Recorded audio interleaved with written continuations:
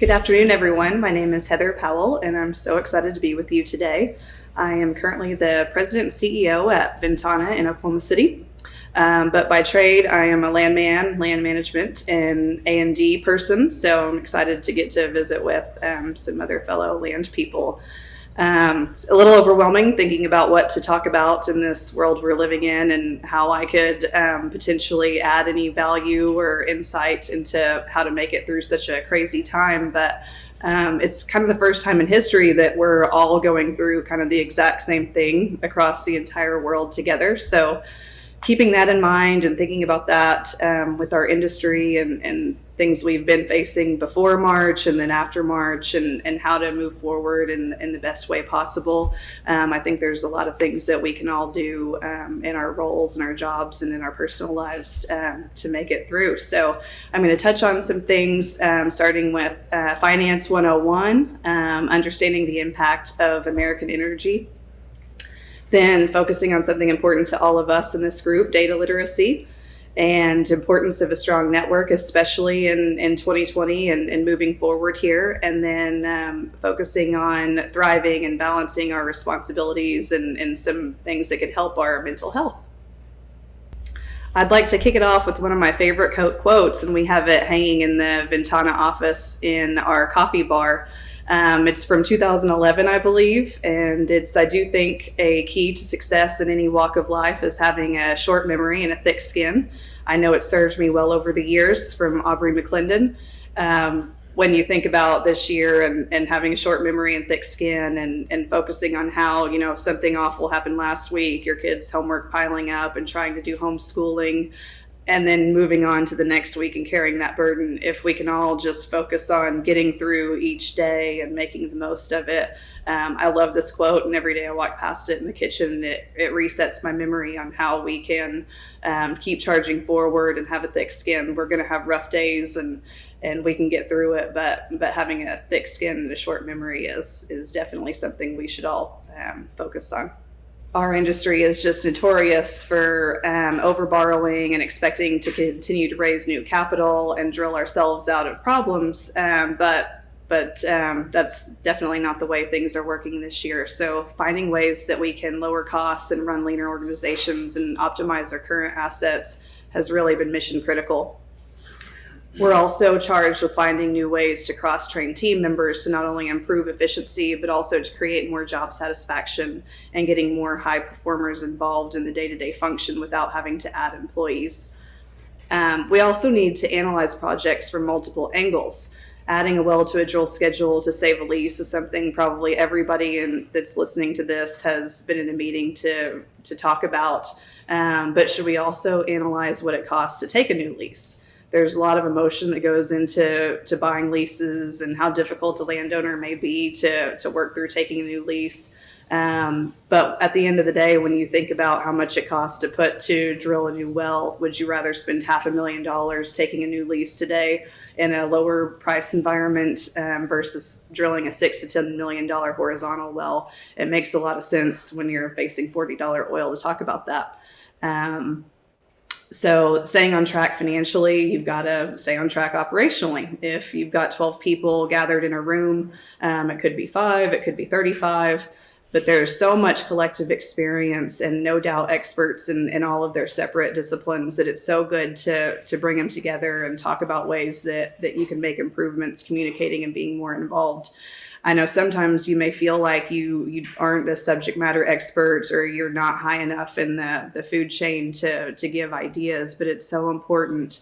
If, say, you're using Power BI in your land group to analyze data and expirations, why can't you help the accounting group to kind of lower time to analyze their reports and discussing LOS statements and all of that? So bringing up your ideas and how you're making things work better in your team and hearing how people are doing it and others is so important. At Ventana, we really talk about this circle concept of how each person interrelates with the other group and how each person's job is so vitally important to the organization. It helps make sure everybody has job satisfaction, but it also, we learn things from the land group versus the accounting group and the engineering group all coming together and talking about ideas, and really cross-training. Our whole land group does division orders and lease records, but they also work with the drilling department to keep up with activity and our shut-in reports. There's so much communication that goes on with that. So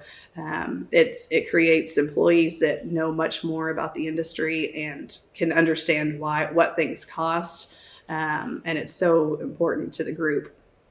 The most important thing is drill baby drill is over. So those days are over. We've got to lower debt. We've got to have capital discipline, and really buy rate of return driven investments essential to the company surviving and thriving in today's environment. Economics and asking questions outside of your discipline to understand kind of the macro view of your company's goals. I started out at Chesapeake in 2004, and I got really good at understanding land management and A&D, but I never once asked, kind of what the company's overall goals were, or how long it took for a well to pay out, what was the overall operating budget for the company or for my specific area. I remember getting to a job a few years ago and I needed to look something up, so I asked for a IHS license. And they immediately looked at me and shook their heads and said no, and I was so upset. Later, I learned that was $13,000. And it's important to kind of understand these things. In my jobs before that, I had no idea what that cost. You just asked for it and you got it. So I think in this new environment, it's so important to understand what things cost and what assets make a positive rate of return and how you can have a successful company so you can find how in your role you can make it a better environment. Next, I wanted to talk about understanding American energy and how important it is. I think we all probably like working in the industry, but do we all understand kind of what we use it for besides fueling our cars, flying in airplanes? And then we have the whole political impact right now facing our industry and the discussions of banning fracking. So I think it's so important that we all talk about these things and look at the ways the industry helps so many other industries thrive and survive, and we really can't function without it. If we all buy a Tesla, we still need oil and natural gas products. So I think Teslas are cool, but I think healthcare is one of my favorite analogies to look at. We've either needed life-saving measures in our lives or loved someone that has, and so looking at this picture and talking about all the ways that the medical industry uses oil, natural gas, petroleum products is so important. If you have a baby that goes into the NICU, I don't think any of us would sign off on being at a hospital that was completely ran on solar panels. Your grandpa's having heart surgery, those types of things. So I read an article not too long ago about an airplane company that was looking to put solar panels on planes. And I don't know about anybody else, but I'm certainly not going to sign up for a ticket on a solar paneled airplane. So I think it's important to understand what we do is so important, not only to some of these other industries, but also to America and keeping us safe from other countries controlling our destiny with energy. Data literacy, I think everybody in this group probably has a great understanding of. It's interesting doing some research on kind of the two generations and how we use data and how we've been able to use technology to aggregate it and interpret it and do different things to manipulate our data and do cool projects and presentations. But the National Center for Educational Statistics says that the U.S. is ranked 21st out of 23 countries for understanding data and data literacy. So what that tells us is, to me, when I look at it in our industry, we've got kind of the older generation that may not necessarily use technology as well, but they understand things. So say a lease form, someone can understand what a lease says, but they may not be able to take it and put it into a cool chart or report or Power BI and make it into a neat presentation. But then we've got this generation that can do all of these cool things. How do we blend those two together? How do we make sure we're training young people to understand data and how it's used.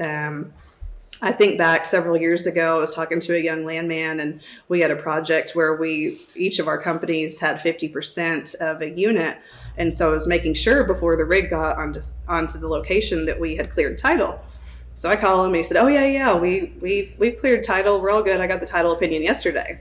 And knowing in my head for that area, the title opinion was going to be over 100 pages, there was no way that he had even read it, much less cured any of the title requirements. And it was a pretty scary place to be. It all worked out okay, but it's just kind of one of those things that we're learning that we've got to understand our data, know how to use it, train our employees to ask different questions. One of the things I do with my team, all of us get asked to produce reports. And so as they do that, you get kind of an autopilot of producing the same things every month. We've got to get through the list and get things done. So I ask them to take a minute to think, why am I being asked to pull this report? And what is the management team or what is the board looking for here? And to try to ascertain, how we can make this report better. Unless you know what it's being used for, you can't usually make things better. So these are kind of the steps that we go through, asking the right questions, understanding what data is relevant and test its validity. If you're starting to realize that we've got all these columns, we're pulling all this information, and it's taken 3 hours, then how can we, if we don't need it, then can we make this better and take this part out?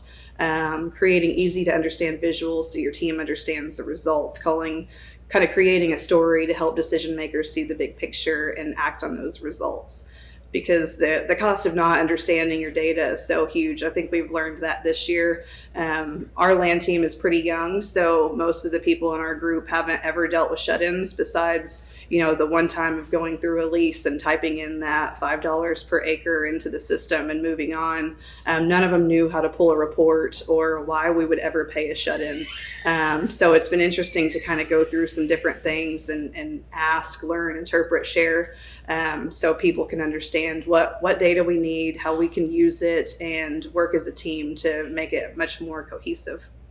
So that leads me to one of the most important things I think we can all do to enhance our jobs and to enhance our skill set, which is growing your network. It's so vitally important, I think, for everyone to have a network of people that they can lean on when they have questions, inside and outside your organization and inside and outside of your area of expertise. I like to tell the story of when I started at Chesapeake, I cried every day when I went home for 2 weeks. I thought it was terrible. I didn't know what any of the words meant that I was hearing all day. I was building these dusty well files. So I realized I was either going to need to find a new job or come up with a way to make it better and understand. And when you typed in division order into Google, it didn't really come up with anything or curative that was reasonably to understand.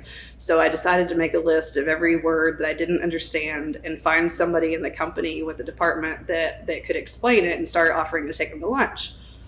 And it's amazing who will go to lunch with you if you're buying. So almost everybody will go with you. And I was really surprised to learn what people are excited about sharing with you. And so after a few months, I had an expert in every single group. I had this whole lunch gang. I could only afford probably 1 day a week to pay for somebody's lunch, but it became a regular routine. I had a geologist I ate with. I had a division order analyst. I had an accountant.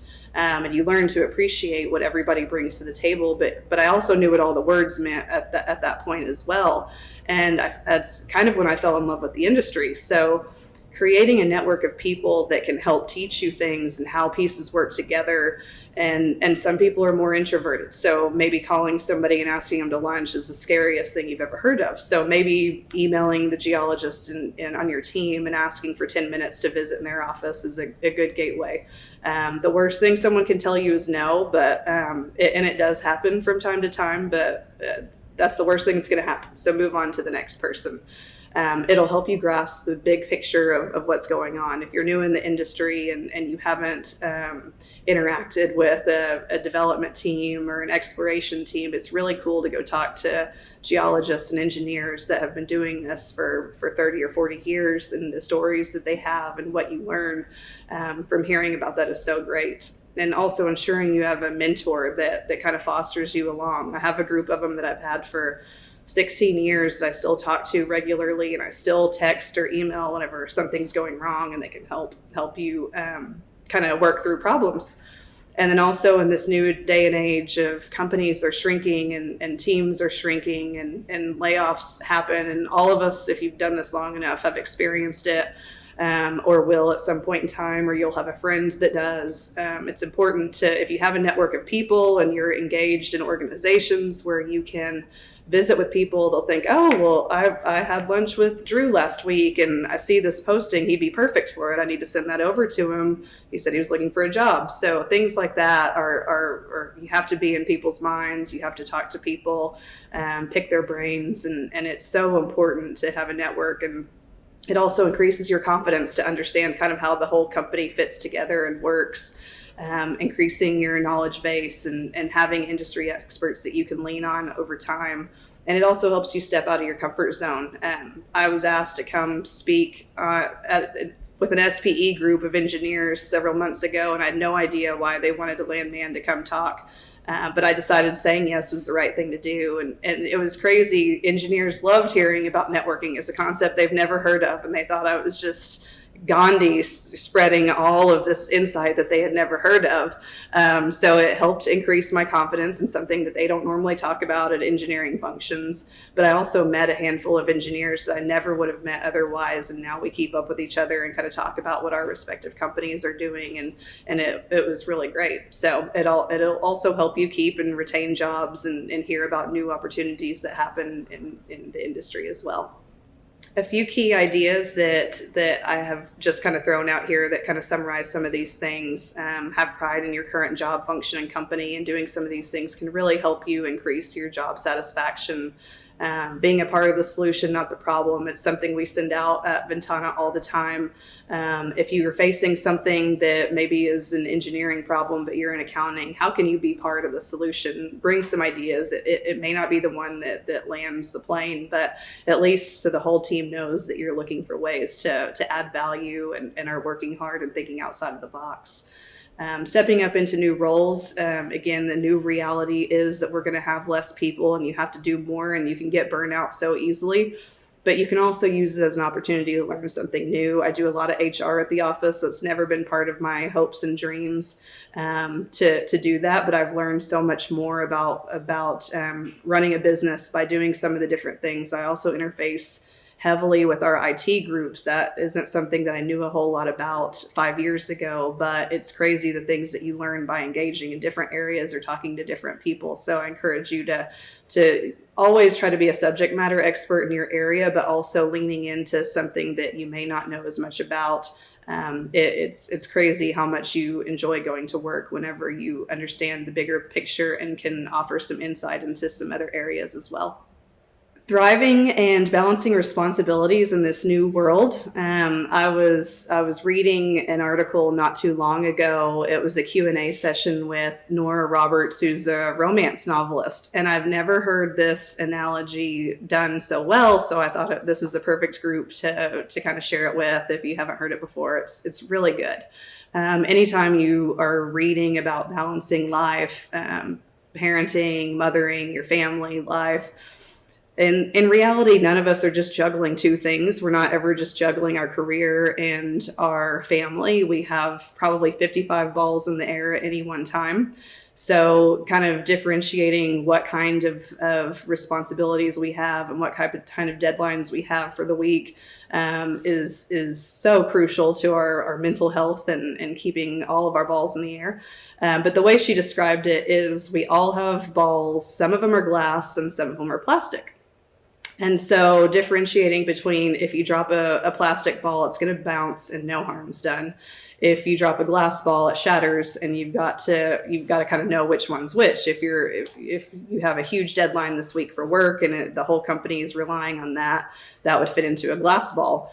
I was thinking through some of mine and some of the things, family, of course, is extremely important. But if your kid has crazy sock day at school and you also have the big deadline at work, I don't know about your kids. Mine, usually their socks don't match anyway. So if I forget and that plastic ball bounces, they're probably going to be okay with their yellow and white socks.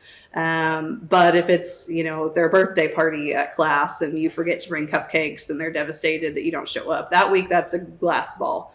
And kind of prioritizing which categories you have in your facing over the week. Some of your balls are going to drop, so making sure you focus on the broad categories of which one's important. I was thinking through some of mine, and this week I had several things that review expiration report. That's important, but out of the things that we have going, since we look at that every single month and we do it on a quarterly rolling forward basis, if I don't look at it today, then it's okay. Well, the company is not going to fail. We can look at it next week and push it. But yesterday we had a deadline for a bid was due. And if I didn't turn that in, then Ventana wouldn't be able to participate in that process. And it's super important that we had it in by noon. So that was one of my glass balls that I didn't want to drop. So I went ahead and dropped the review expiration report. I couldn't fit it into my day. I was already working late with different things. So it's been a cool experiment to kind of think through what our responsibilities are. I try on Sundays to think through all of those. Parent-teacher conferences was this week, so I didn't want to miss that and hear how the kids are doing. I did drop that ball last semester and didn't want to do that again, and completely missed it with something that probably wasn't that a work coffee or something. And so now on Sundays, I think through my balls and what responsibilities I have through the week, and so I don't drop any of the important ones and then focus on ensuring that those all work out okay. And then to summarize, I found a cool quote. I didn't really like John Maxwell's analogies as much. His were pretty categorized by family and work and personal time. I really liked Nora's better, but I liked his quote, when a ball has to drop, make sure it's the right one. So make sure you're not dropping your glass balls. You're keeping those in the air, and then the plastic ones, don't sweat it too much if you miss crazy sock day and roll with that on to the next week. Your kids will still love you if you miss some of those deals. But we're all part of an industry that isn't very well understood yet, but it's still one of the greatest to work. It lives at the interface of science and technology and innovation, and we supply the world with a commodity it literally cannot live without. So I want to challenge everybody to think about spending some time reflecting on what you can do to shape the industry and how you can get more involved.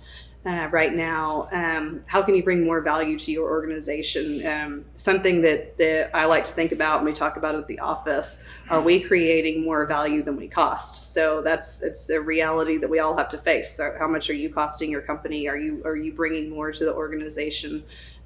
How can you seek a mentor to enrich your life and your career and to learn more and expand? And then if you are an experienced person and have been doing this a while, how do you react when someone reaches out to you for help? And how can you help someone in need of a mentor or someone trying to look for a job? Do you delete those emails or, another person's calling? How do you react to that? So for me, I try to always answer those emails. I've been in this spot where I've been looking for jobs before. And when I think about it, everyone answered the emails, even if they didn't have something. Hey, our company doesn't have anything, but I know you're really good at X, Y, and Z. So if I see something, I'll reach out to you. And they usually do. And so it's important to have a relationship with people, especially before you get into that spot, and to value those relationships. And it'll no doubt help you along the way, and you'll be able to offer value to other people. And I'd also love, since we're not interacting face to face, I'd love to hear from some of you and hear stories of how the industry has shaped you or made a difference in your life, and how someone's changed the course of your career by being there for you, whether it's a person or a certain company. So please email me anytime. I would love to hear from some of you. So we're back here talking to Heather, and one of the things that we don't get too often whenever we're doing these type of seminars is we don't get that good question and answer with the audience. And we had been talking about this before of having a physical audience in front of us anytime we're doing any one of these speeches is one of the best parts about it, because we get to see directly how the people that maybe we've worked with in the past or different people in the industry gauge how they're feeling about different things, see how that speech that like Heather just gave, and to be able to see how that resonates with the crowd. And whenever we're staring into a little camera and not getting that feedback, it's difficult. And we're so proud of all of our speakers for always knocking it out of the park. So today, I am standing in as hopefully your surrogate of being able to ask Heather a few questions. I am delighted to do so because Heather and I kind of grew up at Chesapeake together. We came in 2004 at the same time, and I knew her there, and so I've seen her whole career kind of blossom over these last few years, and it's been so fun to watch. And just like anything else, we have such good memories of our time at Chesapeake. And more than anything, I would think of the time at Chesapeake, what really resonated with me when you were talking about this was the ability to go out and find mentors. Right. And to go out, and you took it upon yourself to say, hey, in 2004 to 2008, this was when the industry was booming. This was when we were hiring. You may remember better than I do, but it was hundreds a month. And I remember new employee orientations were massive. I don't know how many times we moved buildings because a new building was being constructed to make room for new people. But it was truly amazing being able to sit back and watch the growth. And it was something for people in like their early 20s to become very. It was addictive, mm-hmm. and it was an addictive time to be in a growing culture mm-hmm. of where you were seeing, hey, the work that I'm doing is making a difference. Right. The different areas that we are purchasing, the different areas that we're drilling in are starting to really be seen as nationally right. as different things that people can get on. We're looking for clean, affordable, abundant oil and natural gas. And it was just rocket to the moon. Right. Is what it was doing. So where I kind of wanted to dive a little bit more into, because I had some experiences that were very similar to yours of I felt like I was getting lost in the shuffle. Mm-hmm. And I know when we talk about like today's day and age, it's a totally different environment. And that's mm-hmm. something that we've kind of discussed as well. But in the early 2000s when this was going, and we had so many people to compete with of our same jobs. I love where you said that you took that initiative to say, how can I reach out? I don't have a dime to my name with this, but I'm going to make sure that I get FaceTime with people. And before we get back kind of to that Chesapeake era, like, what would you say now to a lot of these people that even in these past few years, they've been graduating from wonderful degrees from Oklahoma City University, mm-hmm. OU, Colorado School of Mines, right. everything. People are saying, hey, we're still excited about this industry. We want to get into it. And now there's maybe a little bit of senses of uncertainty. Mm-hmm. And more of the mentor roles are, I hate to say I'm getting older, and I don't know if you can see the gray right here. I hadn't noticed yet. She asked me what look I was going for, and I said the high school drama coach is what this is. This is my new look for a while. The new mentor era is moving almost away from the older generation, and as much as I hate to say it, we've been in for 15 years now. Yeah, and so tough. Now people are coming to us as those mentor roles. What's advice, or what would you say to people that are either graduating college in this 2020 environment, mm-hmm. and how they can work toward a path of success when the industry is seemingly having some struggles? Yeah, we talk about this a lot. The Petroleum Alliance, we've given a few webinars recently along these same lines, and I didn't want to come off crass when the question was asked, how do we keep people in the industry? And I said, well, we shouldn't be fighting to keep people in the industry. It is tough, and I don't say that to be crass, like I don't want you to keep doing this. But I've talked to some young engineers coming out of school, and they're like, well, I don't necessarily need to make the most money, but I don't want to be changing jobs, and I don't really want to move from state to state. It may not be petroleum may not be for you. You know, right. Sometimes you have to move. Sometimes you have to take less money, and it is a little bit volatile. So thinking through some of those things, if you'd rather have a nice, coasting, consistent gig, this, as we know, this is probably not it. But on the flip side, if you love the industry and you love what you've been learning and you want to do something like this, you absolutely have to get engaged, and you have to find people like us now. Right. There's still some that are the older generation than us, but less than the pool you and I had in 2004 to come out. And you've got to reach out. You've got to get to know these people. You've got to talk about why they love it. How did you deal with downturns? How have you moved forward? And you'll find some of these similar things, right? We have some similar mentors as well, Wade Brawley being one, who's been doing this a long time, talking to people that have done this. But you've got to hear those stories and see if you can stomach this type of industry. But then also on the flip side, if you're going to, you've got to find ways. If you're an engineer, a geologist, how can you use data and technology to be better at your job and to bring more to the table than if right now we're not exploring, we're not looking to go find new plays. So if geology isn't a focus right now, but maybe you're a data scientist as well, how can you bring that to the table, and taking a few extra classes to kind of hone in on some of those skills that may not be what you started out doing, but how can you add that to your plate and your area of expertise? So, and it's interesting that you say that, of being able to take those additional classes. I've heard from quite a few people, and I know a lot of the people listening are accredited in different organizations. Sure. And AAPL, and they've got all of these different things. And I've heard firsthand from people that say these are things that, like, financially, I want to hold off on for a while, just because I want to weather the storm, right? And I want to get through. And I'm not trying to make like a statement of this is where you need to be investing. But what are your thoughts on how important those accreditations are across the board in all of these different? Because it really does seem like now we do have so many good options out there to be able to get online. Whether it be watch seminars like this, do online courses. I know a lot of people that are, taking additional classes for like college and things, because they're using this as the time. They're saying, I'm home anyway. I'm getting used to kind of this work from home environment.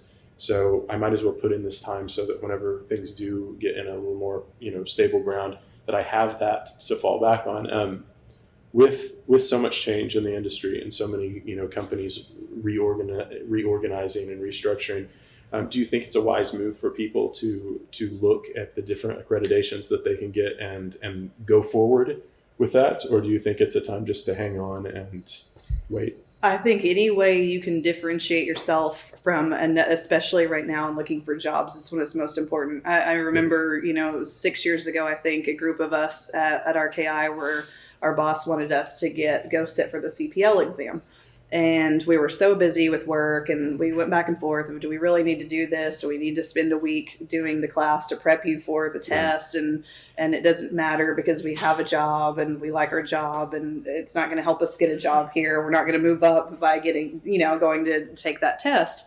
And my boss at the time then, Scott Christopher, is a great mentor and has weathered multiple storms, said, you need to do this for you. This is for you. This is not for the company. This is for you. And this will differentiate you from the other guy whenever you're applying for a job and there's 30 applicants. And the only differentiator there is you all have equal qualifications and years in the industry, but you went and did that. And it is tough. It's a tough test. Some people fail it and you have to take it multiple times, but it will differentiate you from other people.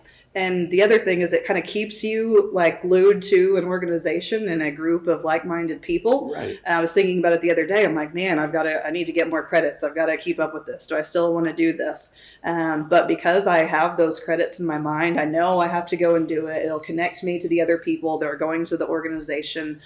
So it helps keep you engaged. It might be $25 or $50 here and there to keep those. And that does add up after a while. But I think the bigger picture of what it gives you and forces you to kind of do is stay connected to like-minded people. And then you have something that differentiates you from another applicant in times like today that are really tough. And there's so many people applying for jobs. So many people applying for jobs. It's sad, yeah. Just all over. And I hate that I am a industry flag-waving patriot of I love the oil and gas industry. It is something that it's hard to explain, and you're the same way. You just love seeing where it's going. You want to see it advance. I love Oklahoma City. I want Oklahoma City to advance. Right. And seeing different things, it just breaks your heart whenever you see wonderful families having to readjust and having to find new venues of where they can get back in this great Right. industry. I hope that we can continue to keep those organizations up. And just like what Heather said was, you're expanding your network, and networking in any industry is so super important. And for the oil and gas industry, there's not a Midland, a Denver, I could list so many cities of Heather could get off a plane in any one of those, and she would have 6 different people minimum that she could call and have lunch with or take a meeting with, just because of the people that we worked at, be that at Chesapeake or just met through different organizations. And it's such a incredibly important part of continuing to keep your excitement up for that industry, continuing to keep yourself knowledgeable of knowing what's going on and kind of being able to forecast. And then the third is just to be able to continue to keep those relationships strong, so that whenever things like this do happen, you have quote unquote a safety net of people that you can go to, and you can say, hey, this is what's going on in my life.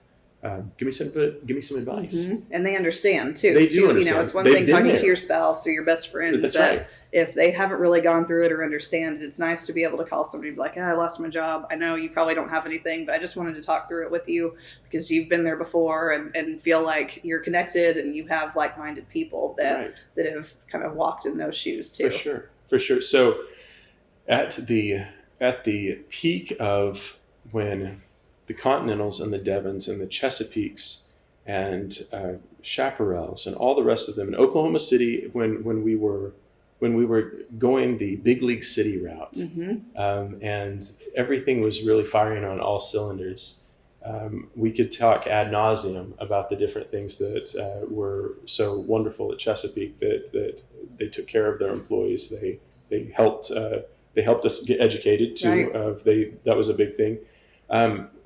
What would you say of if we are looking to find this next generation of leaders, and I include you in that bucket, of saying, if Heather and your company and other companies that are in similar fashion, I know we all kind of have that mindset of where we want the success. We want the success for the city. We want the success for these oil and gas industry companies, and we want to be a part of that. And so what would you say to people whenever you say, this is my roadmap for our company, and for, it can be as blanket as the industry as a whole, for Oklahoma City and for the industry to thrive.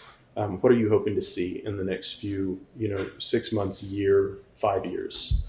I'll steal a perfect example that's not my own, but that we've all just watched is a huge win for Oklahoma, is this WPX Devon merger. Yeah, I mean, it's great. Absolutely brilliant. That's really good. It's so good for the industry. It's so good for the state of Oklahoma. You can look at those companies, and we study all of the oil and gas companies at Ventana, and weigh what kind of challenges it looks like they're facing and where things are going, and to see that, watching that both of those could have easily been swept up and bought by a Texas or a Colorado company, and those jobs and those plays move away. Because straight off, WPX doesn't have any presence in the state of Oklahoma asset-wise, right? So it could have easily gone straight to Houston, and same thing for Devon. But merging the two was so brilliant. And then the strategic way that they are taking some of the leaders of WPX, who are brilliant guys in my mind. I worked for WPX for a very brief time after the RKI merger, and think highly of Clay Gaspar and Rick. So I think they will be great to bring over to the Devon empire, and kind of change how Devon works, right? So I think it's always good to shake up an organization and bring fresh eyes and fresh insight into it. And there will probably be some of their A team members coming from Tulsa to Oklahoma City. It's not a horrible move or commute. I know lots of people that have gone both directions. So I think that's huge. So I think we need to see more like that. We need to see companies come together and say, hey, you have something awesome and we have something awesome, but we're both struggling. How do we bring this together? And who are the best people to help do that? but getting ideas from everyone and thinking outside of the box of how we can be successful and how things work better and you can run more efficiently. And a lot of times that is combining things. I think that one is just a great example for, it's a great thing to start off or to kind of end 2020 and then see how things change and merge like that I into think 2021. that is a perfect example. And I'm so glad you brought that up. And I'm glad they gave me an idea, since it certainly wasn't. Nobody called to ask my opinion on those two, but I love everything about it. It's so great. That's awesome. I love what you said too of saying combining sometimes like scary. I do remember and being totally honest of when leadership changes and leadership changing at Chesapeake. Like I can't remember how old I was at the time and what my role was, but I know that just knowing that something was changing, that massive was scary. It was scary. It was very frightening, and to be able to feel assurance because of some people that had success somewhere else, and they come in and you get to know them and you get to talk to them, and you start seeing it's different, but you start seeing what they are passionate about and what they are focused on and what they're good at. And so change isn't like we always talk about things of you have to embrace change and you have to accept change, but to be able to truly do that, I think just like what you're saying of finding that team that is cohesive and can work together, and you have these great minds at Devon and you have these great minds at WPX that maybe have known about each other but haven't ever had the ability to work on a day-to-day basis with them. I think there is so much positive that can come out of this, of leadership teams can get stronger and leadership teams can look toward the future and find ways that we never really maybe thought possible, of being able to find how we can become more efficient and more streamlined and run each one of these businesses in a stronger fashion in the next decade. Yeah, and similar but different. And you run a technology company and I'm at an E&P company. Right. We should talk about how things work better, and we do that on a regular basis. But people should do that. They should call different people and they should talk about how things maybe work here that have been super successful that you wouldn't normally think. Well, I wonder if Ventana's doing this, or I wonder if Roan is doing this, or talking about different things and seeing how people are using those ideas and collaborating instead of the old school way of idea hoarding. And I can't tell you what we're doing because I don't want you to steal my idea. Exactly. The new way seems to let's share and let's come up with ways, because you're going to keep doing this and I'm going to keep doing this, but how can we help each other and make things better? That's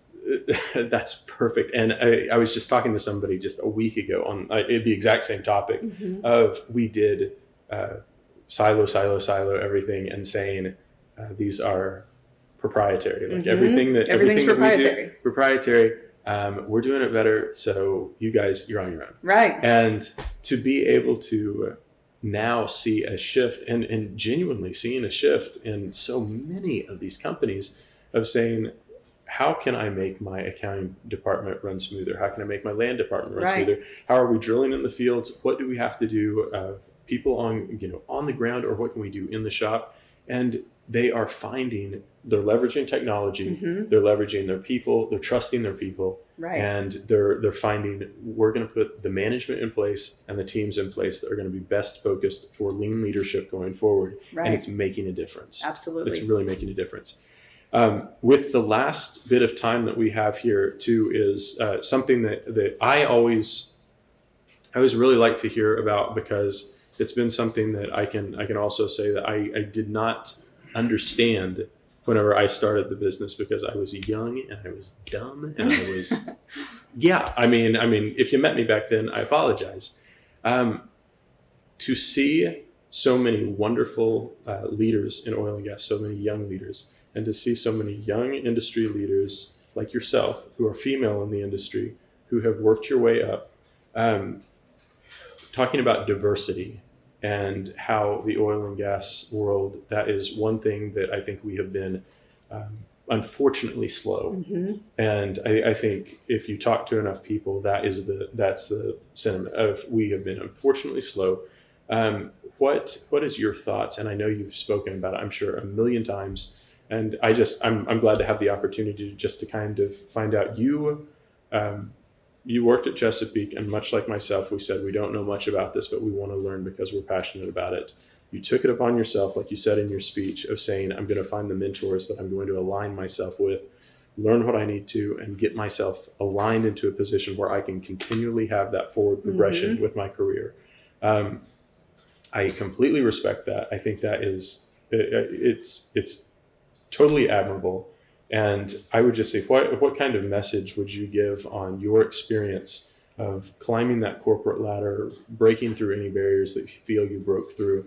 And what message would you say kind of going forward to others that are trying to do that same thing? Sure. I think for me, I think a lot of times either our family or our work, someone sets some roadblocks, right? Or we get in our own way. We set our own boundaries and say, this is what I can do and this is what I set to achieve. I never sat down and was like, I'm going to be the CEO of a company. In fact, quite the obvious. The past probably 8 to 10 years, I've sat down with people offering me like a VP of land or a manager of this A&D group type roles. And I said, no, thank you. I like to be responsible for me. I'm a workhorse. I always have been. I like to work hard, but I like to know that I can control if this needs to be done, that I'm the good one that's going to do it. Right. Nice. So if I have to be responsible for a whole team, I'm not sure that you're going to pick up your slack and do yours. And I don't know that I really want to do it. So, and I don't want to deal with you if you're not going to, carry your weight.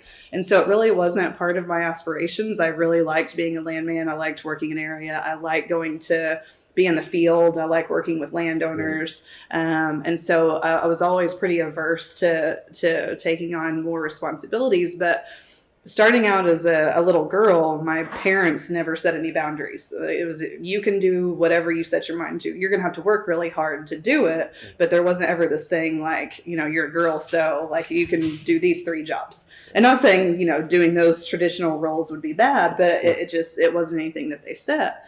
And then when I started my career, I started surrounding myself with these people, and I didn't really experience a lot of like, well, you can do this or this, but you're a girl, you can't do that. And so I didn't have any bosses or leaders in my jobs putting up roadblocks that I couldn't do things. I mean, when I was at Sandridge, I was going on field visits, 8.5 months pregnant with Paige. And nobody treated me any different, but I think I didn't let them either. So setting out some boundaries and not putting up barriers like, well, I can't do that job because I'm gonna have to go to the field and I'm gonna have this big belly and that's kind of weird. I never thought like that. Yeah. I thought I'm just gonna keep doing this. Same thing at RKI. I was pregnant with twins and was going back and forth to Casper, Wyoming, to the point there was a commission hearing that I really needed to be at. I had followed this case through, and my husband was like, you're not allowed to get on an airplane. I'm like, if this goes to the hearing, you can either drive me or I'm getting on the airplane. I'm getting there. And so I think setting goals of what you want to do and not limiting yourself because you're a girl or you're this or you're that. You can't try not to set personal boundaries or let other people impose those on you. I applied for a job at a big company in town at one point, and I had 2 kids at the time, and they said, well, we think you'd be a great fit for this AFE manager job. I don't even know what that means. Like, what, you manage AFEs? Like that's a group. And so I politely, thanked them for the time and declined the opportunity and left. So I guess maybe there have been boundaries, like maybe tried to be pushed on me, but I wasn't willing to accept it and moved on, and it worked out okay. So I think that's a big deal, that we shouldn't let somebody, squash our ideas, and we also shouldn't impose those on ourselves. And I've always felt like if I got an opportunity, it was because I was the best person for the job, not the best girl or the best guy or whatever. And I think the best person for a job should always be the one that is chosen. So I'm thankful to not be treated like a girl, but the people I surround myself with. I'm thankful for the people that are looking for those positions and I do know there has been multiple times in the history of where it didn't really matter the qualifications of the best person for the job. It really was the person with the best attitude, the person who knew the best person, knew someone play the best golf game, like all of those things. I think we're going toward a good trend, and like a story like that is very uplifting and saying that anyone, if you put your mind to it, you're going to be able to accomplish these things, and don't settle for what you're being told that this will be a good job. If it's not fit for you, it's not fit for you. Right. And you're going to make your own opportunity. Right. And we need diversity. We That's need right. diversity, not just, there's 3 girls sitting here, we've got to fill the slots with this many people, but of mind, of thought. If Right. you think a little differently about something and I think a little differently and we come together and think through it, and we've got somebody that's been doing this for 45 years, we're all going to have a little bit different perspective, and coming together, we're going to get the best idea than your individual, my individual, or his individual idea. So I think diversity in general of different thoughts is so important as we move forward and try to face challenges that none of us have ever faced before. Well, I think that is, I think that conversation is evident, and that shows everyone that's watching this the leadership ability that Heather has, and I think that's what is so inspiring for her and her team. And so I really hope that this presentation that she was able to give, I hope that gives a very good look to how you can help progress yourself, how you can reach out to people, and you can find ways to make your experience within this industry the absolute best you can. And reach out to us. That's right, and reach we're out old. to us. We're getting old now. We are. Look, right here, it's proof. But thank you all so much, and we appreciate you, and reach out for any contact.